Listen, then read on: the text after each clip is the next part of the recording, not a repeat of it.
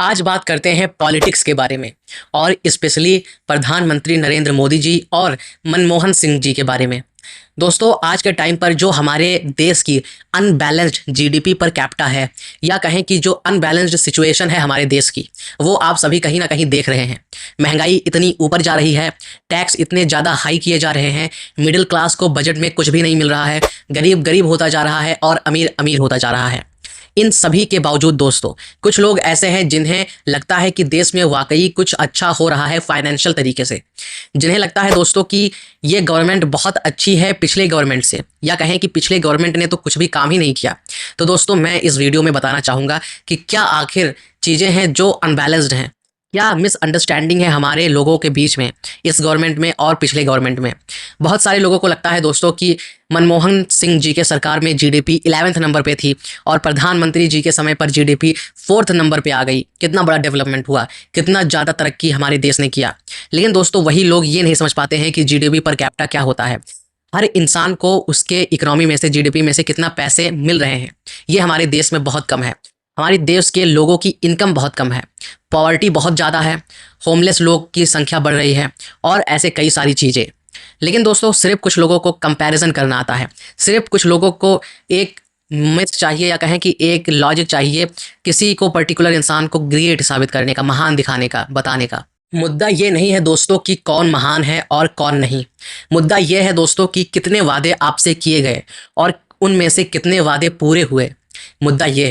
मुद्दा है दोस्तों विश्वास का। मौजूदा सरकार ने कितने सारे वादे किए थे, जैसे कि पेट्रोल डीजल के प्राइस को कम करने का, गैस सिलेंडर्स के प्राइस को कम करने का और भी बहुत कुछ। लेकिन क्या ये सब वादे पूरे हुए?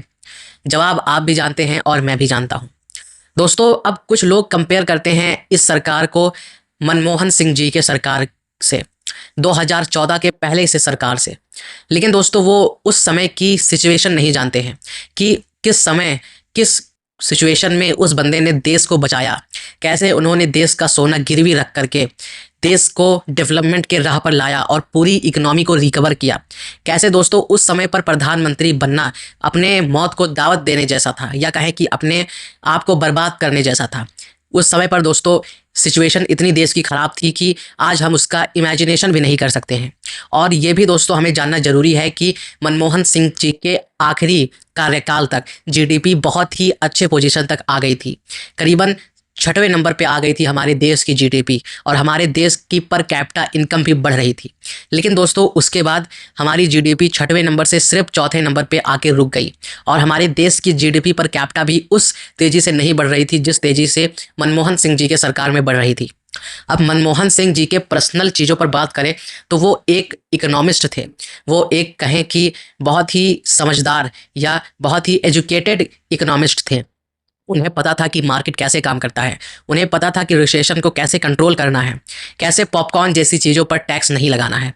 तो दोस्तों ये कंपैरिजन तो बिल्कुल भी ख़राब है। अब प्रधानमंत्री जी के अपने कुछ एडवांटेजेस हैं, पॉजिटिविटी है, और मनमोहन सिंह जी के अपने कुछ पॉजिटिविटी है और एडवांटेजेस हैं। इन दो लोगों को हम कंपेयर कर ही नहीं सकते हैं। अब दोस्तों मनमोहन सिंह जी के सरकार में कितनी सारी ऐसी चीज़ें भी हुई जिसका इस सरकार से कोई भी मतलब नहीं है। जैसे कि दोस्तों मनमोहन सिंह जी के सरकार पर पॉपुलेशन भी कम थी और इस समय पर पॉपुलेशन भी बढ़ चुकी है। अब दोस्तों पॉपुलेशन बढ़ती है तो हम कहीं ना कहीं उसको निगेटिव व्यू में ले जाते हैं कि पॉपुलेशन बढ़ी यानी हमारे सरकार के ऊपर बहुत ही बोझ पड़ेगा। लेकिन कई मायनों में ऐसा नहीं होता है।